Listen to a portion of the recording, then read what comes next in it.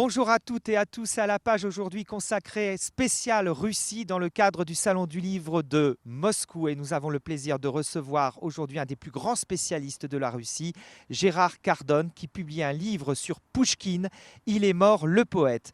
Pourquoi avez-vous écrit sur Pouchkine ? Parce que je fais partie de cette génération probablement qui a été éduquée, instruite sur la littérature mondiale. Et au lycée, j'ai eu un professeur remarquable qui nous a mis le pied à l'étrier pour étudier, voir, vivre avec Dostoïevski, le Gogol, etc. Et Pouchkine, naturellement, pour tout ce qui est l'œuvre énorme de ce poète. Alors, l'ouvrage est vraiment intéressant. Il est noté que c'est une fiction. Alors, quelle est la part véritable de vérité dans cet ouvrage ? Tout ce qui est donné comme détail, comme anecdote, sont parfaitement exacts. Je les ai récupérés en fouillant. Donc, il fallait que je trouve un angle d'attaque. Et l'angle d'attaque, dans le sous-titre, c'est Pouchkine et Nikita. Et je trouve que ça, c'est très important. Nikita est cet homme que le père a donné comme précepteur. Et il a suivi Pouchkine, adolescent, jusqu'à sa mort. Et c'est lui qui l'a enterré, personne d'autre.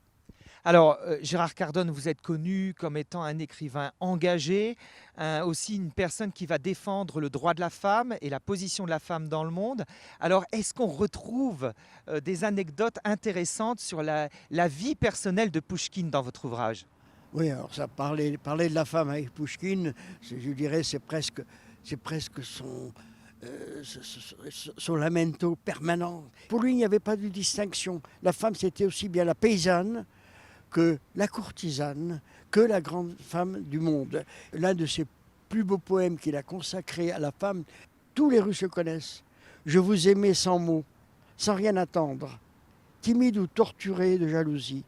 Je vous aimais d'un amour pur et tendre. Dieu veuille qu'on vous aime encore ainsi. Nous sommes aujourd'hui en compagnie de Wilfried Howell qui vient de sortir son dernier ouvrage qui s'appelle Néo Cacao. Vous pouvez nous parler de cet ouvrage ? C'est simple, tous les jours je transmets mon métier aux professionnels et les professionnels me posent des questions. Et au bout d'un moment, je me suis retrouvé devant un problème, le fait que notre métier ne répond pas à toutes les questions de nos clients. Et donc je me suis mis à travailler sur des choses qui sont mal connues par les chocolatiers, qui est basé surtout sur la conservation d'un bonbon et comment essayer de garder toutes les qualités organoleptiques d'un bonbon de chocolat sur une durée.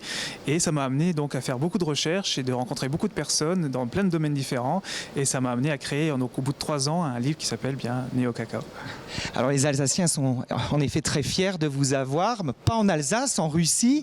Alors comment se passe votre séjour ici ? Ça fait combien d'années que vous êtes installé à Moscou ? Alors je suis maintenant à Moscou depuis 10 ans c'est toute une aventure personnelle et professionnelle car quand je suis arrivé ici, le monde du chocolat finalement était très peu développé et je suis arrivé au bon moment parce qu'en fait c'est là où la jeunesse russe, la classe moyenne russe est intéressée par des produits comme le vin ou le chocolat et ils ont besoin d'éducation. Et donc c'est pile ce que mon domaine et je suis arrivé au bon moment et puis donc à la Chocolate Academy on forme les futurs chocolatiers avec la tradition française derrière. Alors, est-ce qu'on vient en Russie comme lorsqu'on arrive dans le Nord, dans Bienvenue chez les Ch'tis, et on n'a plus envie d'en repartir ?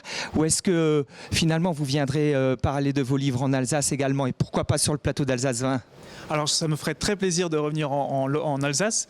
Je reviens environ tous les ans. Et par contre, je pense qu'au niveau de ma vie personnelle et professionnelle, j'adore mon pays, mais finalement, mon pays m'a donné tellement d'armes et tellement de traditions que c'est plus intéressant de le transférer, de le partager dans le monde entier.